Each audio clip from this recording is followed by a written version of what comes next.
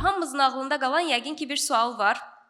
Bəs bu gərgin biznes rəqabətində brendlər necə mövqeylənməlidir? İlk panelimizdə də məsələ biz bu mövzuya toxunacağıq. Belə ki, strateji brendləşdirmə, rəqabət, mövqeylənmə və marka dəyəri mövzusunda paneli idarə etmək üçün sözü alqışlarla moderatorumuza, Holberton School-un CEO-su Şəmsi Bayramzadəyə ötürürəm. Xoş gəlmisiniz Şəmsi bəy, söz sizindir. Səs gəlir. Hər kəs salamlayıram, xoş gördük. Rəvan bəy demişkən, bazar günü əgər bura gələ bilibsinizsə, deməli nəsə faydalı bir şey və nəticə gözləntisi üzərindədir. Bizim panelimiz strateji brendləşmə, rəqabət, mövqeylənmə və marka dəyəri üzərindədir. 3 fərqli sahədən olan peşəkar spikerlərimizlə birlikdə bu paneli sizin ixtiyarınıza verəcəyik. Düşünürük ki, maraqlı olacaq, düşünürük ki, fərqli bir, deməzdim, bəlkə də fərqli bir şey eşitməyə bilərsiniz, amma ən azından bir çox hallar bu tipi forumların verdiyi 2 fayda olur. 1, bildiklərimizi təkrarlamaq, 2, yeni bir şeylər öyrənmək. Spikerlərin təcrübəsi və paylaşacaqları materialları, bəzi hissələrini bildiyimə görə əminəm ki, həm faydalı olacaq, həm də ki, əmin olacağınız bəzi nüanslar olacaq. Müasir dövr deməyək, artıq zaten hər an müasir dövr sayılır. Bu biraz ifadə çox klişe və çox standartdan çıxmış bir ifadədir.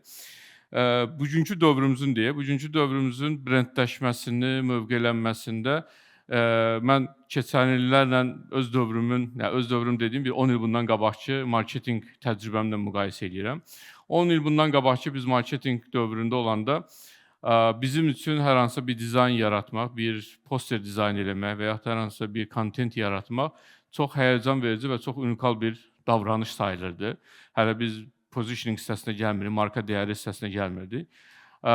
Bugünkü gündən müqayisə eləyəndə nəyi görürük? Artıq müasir texnologiyanı, bugünkü texnologiya bizə imkan verir ki, istənilən bir adam istənilən yerində çox unikal, fərqli bir formada kontent yaratsın və onu insanlarla paylaşa bilsin.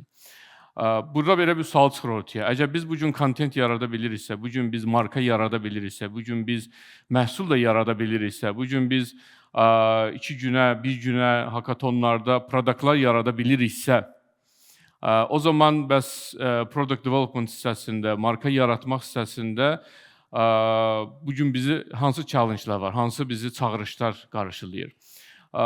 Biraz daha detal analiz edəndə əslində nəyi təsbit edirik? Görürük ki, nə qədər marka yaradıla bilsə də, nə qədər məhsul yaradıla bilsə də, yenə də bir hissədə bir əksiklik var, bir hissədə bir boşluq var. O da nədir?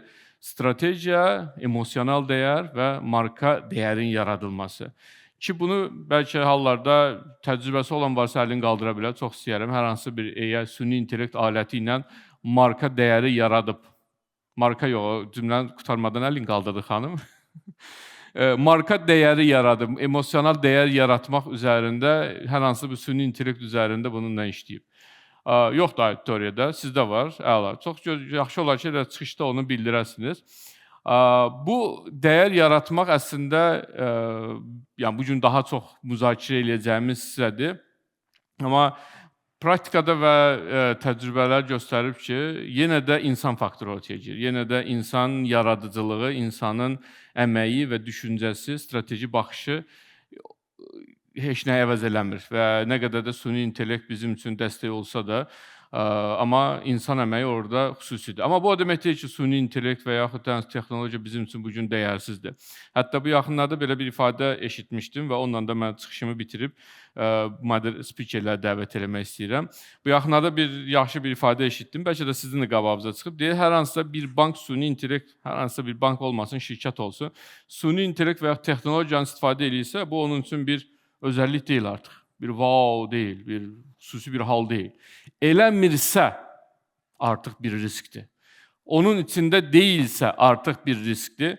Təcrübə göstərib ki, son dövrlərdə treninqlərdə iştirak elədiyim auditoriyalarda hələ də bir çox sahibkarlarımız, çox təəssüflər olsun ki, hələ də bir çox müəssisə rəhbərləri texnologiyanı həyatımızın bir hissəsinə necə çevirə bilərəm deyə sualının cavabını tapa bilməyiblər. Və yaxud da texnologiyanı mənim həllərimdə, problemlərimin həllərində necə istifadə edə bilərəm deyə hələ də cavabını tapa bilməyiblər. Bu gün biz texnologiya ilə bərabər marka dəyəri, marka strategiyasının yaradılması və uzun müddətli positioning və strateji kommunikasiya həllərindən danışacağıq. Mən bura icazənizlə spikerlərimizi dəvət eləmək istəyirəm. 3 fərqli sahədən spikerlərimiz var və fərqli təcrübələr paylaşacaqlar. İlk öncə Xperia şirkətinin həm təsisçisi və Bilkom şirkətinin MDB və Qafqaz üzrə regional brend rəhbəri Ağarəhim Poladovu dəvət edirəm. Alqışlarınızla. Çıxışlar 10 dəqiqə olacaq. 10 dəqiqə olduqdan sonra mən moderator olaraq müdaxilə eləyə bilərəm. Və yaxud düzü mənə dedilər eləməyin. Amma eləyəcəm, çünki zaman intervalımız var. Digər, müəllim, istəyirsiniz şəklin altında əyləşin, burada əyləşin. Hə, öz şəklimin altında. İkinci təqdimata, bu arada Ağarəhim müəllimlə mən bir dəfə də hansısa paneldə olmuşuq, doğru mu biz? Bir dəfə də olmuşdu. Bu artıq mənim sayca, bilmirəm neçənci ildə, amma il olaraq moderatorluq elədim. 2011-ci ildən forumda da moderator olmuşam. 15-ci ilindəyəm, sayca bilmirəm neçədir. İkinci spikerimiz Bravo Texnoloji şirkətinin baş icraçı direktoru Saday Əlverdiyev dəvət edirəm. Saday müəllim. Saday müəllim uzaqdan gəldiyini görüm, bir də alqışlayaq zəhmət olmasa. Təşəkkürlər Saday müəllim. Və spiker heyətimizin yeganə xanım üzvü. Niyə Ladies First olmadı, o da maraqlıdır. Rəvan müəllim, bunu niyə xanımları birinci çağırmamışıq ki? Mən onların adından üzr istəyirəm. Marketing eksperti, təcrübəli mütəxəssis Ozala Əliyevanı dəvət edirəm. Üçüncü spikerimiz. Hər bir spikerin az öncə qeyd etdiyim kimi fərqli sektorlardan təcrübələri var və fərqli sektorlardan suallar verə bilərsiniz. Onların keçmişləri ilə bağlı, öz şirkətləri ilə bağlı, bilməm nə qədər cavab verə biləcəklərsə. Amma sual-cavab hissəsi belə olacaq. Biz birinci çıxışları dinləyəcəyik, sonra isə sual-cavaba kifayət qədər vaxtımız var, sualları alacağım. Sualları verərkən də yalnız belə direkt olaraq şəxslərə verilsə daha yaxşı olar ki, vaxtı daha dəyərli istifadə eləmiş olacaq.